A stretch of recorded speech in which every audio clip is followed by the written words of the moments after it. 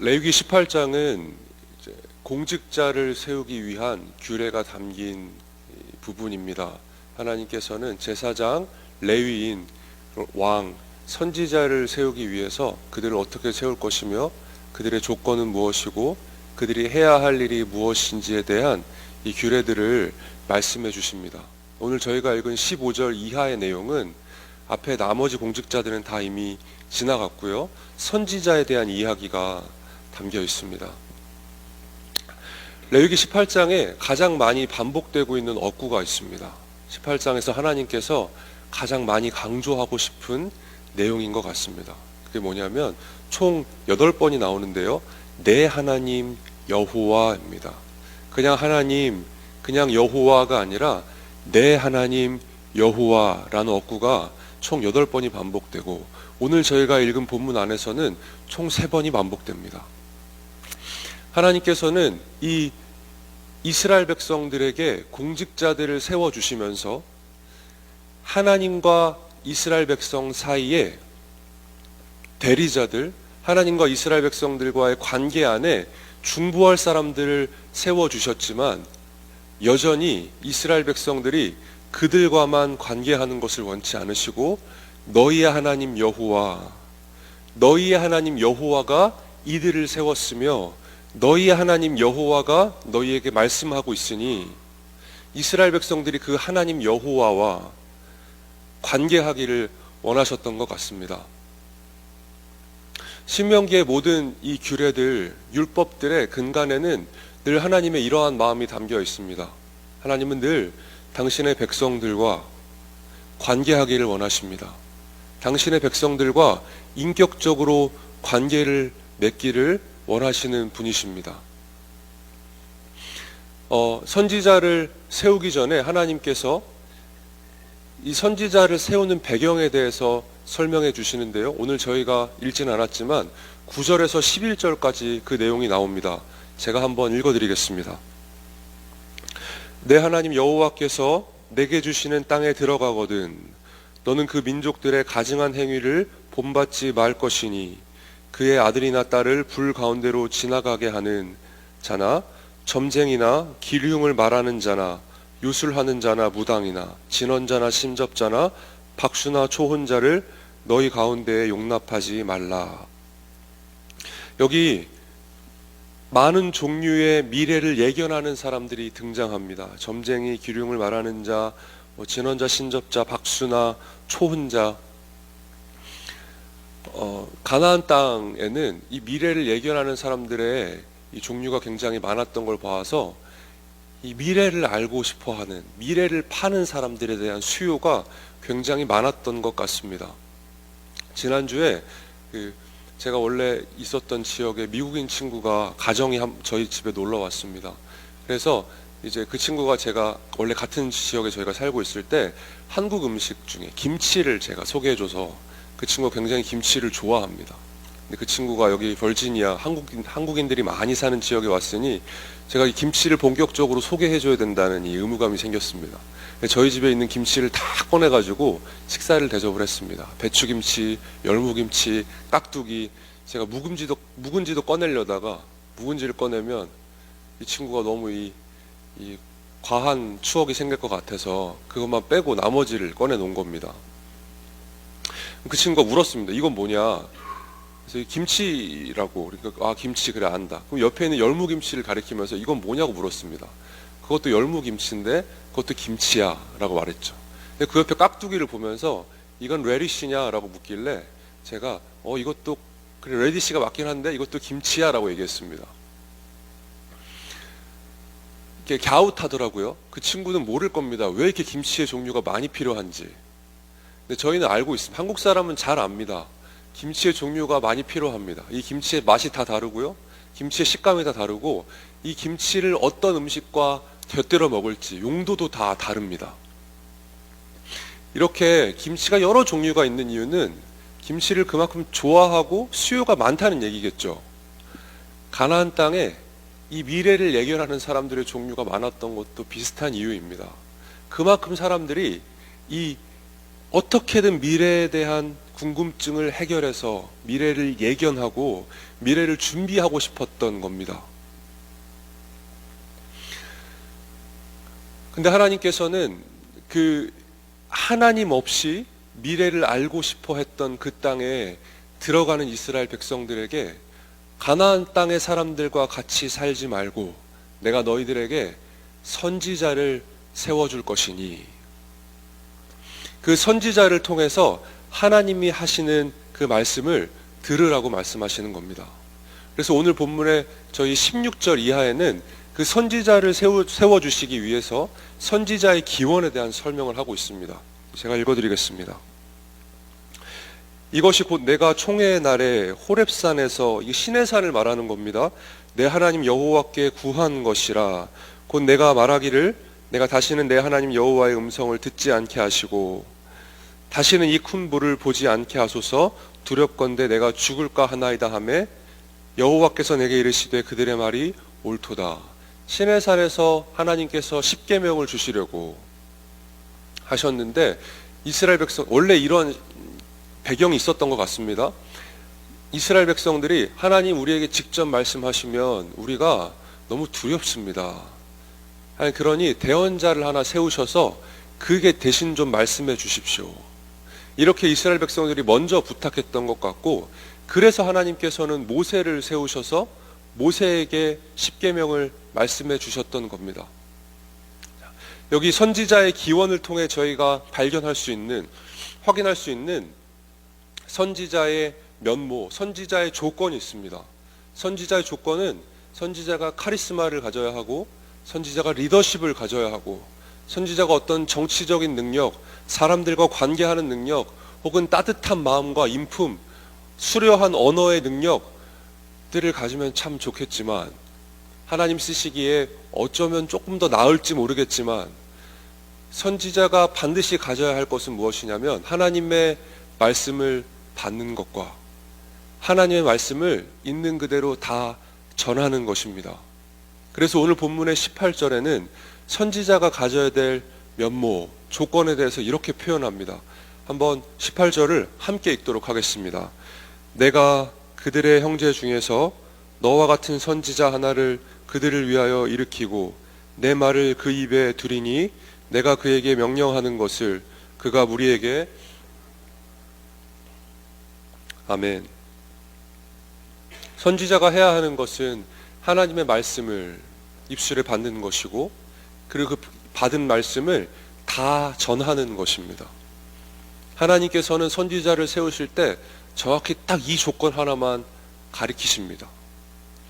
선지자는 하나님의 말씀만을 전하고요, 그리고 하나님 말씀이 성취되는지를 봐야 하는 겁니다. 그래서 이 참 선지자와 거짓 선지자를 가리는 기준은 21절과 22절에 나오는데요, 저희가 읽지는 않겠습니다. 이 선지자가 한 이야기가 성취가 되면 그는 참 선지자이고요, 이 선지자가 한 말이 성취가 되지 않으면 그는 참 선지자가 아닌 거짓 선지자인 것입니다. 오늘날에도 이 하나님 말씀을, 하나님의 뜻을 예언한다는 분들이 종종 있는 것 같습니다. 저는 사실은 제 주변에서는 제가 살아오면서는 거의 그런 분들을 뵙지 못했는데요, 종종 그런 분들이 있다는 이야기만 들었습니다. 하나님의 뜻을 때로는 하나님께서 사람들의 목소리를 통해서 허락해 주시기도 한다고 생각합니다. 어떤 분들은 예언의 은사를 받을 수도 있다고 생각합니다. 그러나 가장 중요한 것은 하나님께서 저에게 말씀해 주신 이 말씀, 성경의 최종적인 권위를 넘지는 못한다는 겁니다. 아무리 예언자들이 하나님 말씀을 대언한다 해도 이미 저희는 하나님 말씀이 온전히 담긴 이 성경을 소유하고 있는 시대를 살고 있습니다. 그렇기에 이 시대에 예언하는 사람들, 이 시대에 하나님의 뜻을 전하는 사람들이 해야 할 일은 이 성경의 말씀을 오롯하게 전하는 역할입니다. 그래서 모세는 신명기 29장 29절에 하나님의 율법이 얼마나 중요한지를 이야기하고 있는데요, 제가 찾아서 한번 읽어드리겠습니다.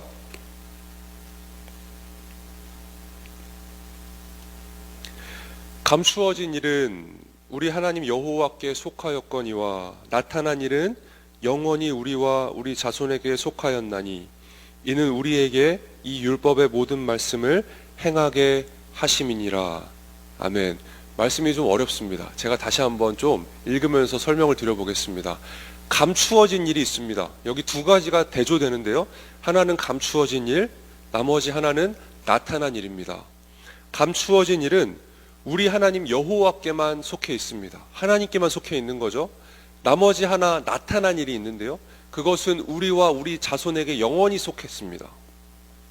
근데 이 무언가를 감추신 이유는, 그리고 나타내신 이유는 무엇이냐면 우리에게 이 율법의 모든 말씀을 행하게 하시려고 어떤 것은 감추셨고 어떤 것은 나타내셨다고 말씀하십니다. 하나님께서 우리의 인생에 감추어 놓으신 것이 무엇일까요? 하나님께서 감추어 놓으셨기 때문에 사람들이 늘 궁금해하는 것, 그건 가나안 땅에 많은 그 신접자들이, 예견자들이 했던 것처럼 미래에 대한 이야기일 겁니다. 하나님께서는 일부러 미래를 감추어 두십니다. 보여주지 않으십니다. 여러분 혹시 기도하다가 하나님 내일의 일, 내일 모레의 일, 언젠가의 일을 하나님께 두고 기도하는데 얘야 이거는 이렇게 될 거야 라는 응답을 들어보신 적이 있습니까? 하나님 때로 정말 어쩌다가 일생에 한두 번 정도는 그런 얘기를 해주시기도 하는 것 같습니다. 근데 보통 대부분의 경우에 하나님께서는 미래를 철저하게 감추어 두십니다. 그 이유가 뭘까요? 지난주 고난주간을 지나면서 고난주간 특별 새벽 기도의 기간이 한 중반을 지나가고 있을 때 한 성도님을 신방하게 됐습니다. 그 성도님을 뵙고 그 성도님이 어떤 상황을 지나고 있냐면 사업을 준비하고 계시고 신제품 출시를 앞두고 있어서 그 신제품 출시 굉장히 중요한 상황인 겁니다. 투자자들을 잘 이제 모집을 해야 하고요. 유치를 해야 하고요. 그리고 이 신제품이 어떠한 결과를 맞게 될 것인지를 준비하고 있었던 겁니다. 근데 그분이 이렇게 말씀하셨습니다. 제 근래 한 4일 정도를 특별 새벽 기도회를 빠지지 않고 나가고 있다고 합니다. 왜 어떻게 새벽 예배 이렇게 꾸준히 나가고 계세요? 그랬더니 곧 신제품 출시인데 너무 간절해서 새벽 예배를 빠질 수가 없다는 겁니다. 미래를 모르니, 미래를 저희가 알지 못하니 뭘 하게 되냐면 하나님 붙들게 되는 겁니다. 우리 앞에 놓인 미래가 불확실하니 저희가 할 수 있는 일은 하나입니다. 무엇이냐면 하나님 한 분만 붙들고 살게 되는 겁니다. 주님 말씀하시지 않으시면, 하나님 붙들지 않으면 못 살겠으니 하나님께 나아가는 것이죠. 그래서 하나님께서 우리에게 나타내 보여주신 것이 하나 있습니다. 그게 무엇이냐면 율법의 말씀입니다. 율법의 말씀 딱 하나만 보여주시고 하나님께서는 이 율법의 말씀만 붙들고 살도록 하나님께서 만드시는 겁니다. 하나님 없이는 못 사는 인생들로, 하나님 한 분만 의지하고 사는 인생들로, 하나님께만 나아가 하나님께 기도하고 하나님의 말씀을 구하는 인생들로 당신의 백성들을 빚어가시기 위해서 하나님께서는 이 율법의 말씀 하나만 저희에게 남겨주신 겁니다.